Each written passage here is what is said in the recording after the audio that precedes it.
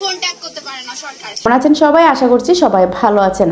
আজকে একটা ভিডিও দেখাবো। একজন বোনকে দেখতে পেলাম, সে প্রেমিকের বাড়িতে গিয়ে অনশন করতেছে এবং সে সেখানে দাবি করতেছে যে তাকে যদি সেখানে বিয়ে না করে তাহলে সে সেখান থেকে নড়বে না, মানে সেখানে সে আত্মহত্যা করবে, না হয় সেখানে সে বিয়ে বসবে, মানে জীবিত তাকে সেখান থেকে কেউ নিতে পারবে না, এ দাবি করতেছে এবং কি কান্নাকাটি করতেছে।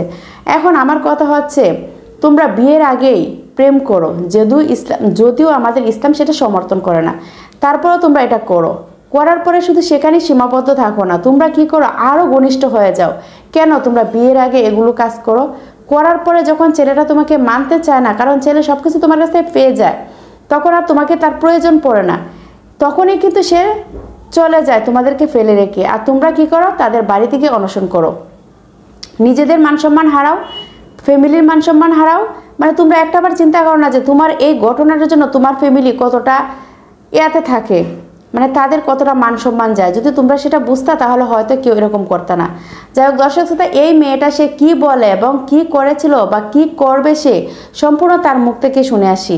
চলুন আমরা ভিডিওতে চলে যাই। ভিডিওতে যাবার আগে আপনাদের কাছে একটা কথাই বলবো, প্লিজ আমাদের চ্যানেলটা সাবস্ক্রাইব করবেন।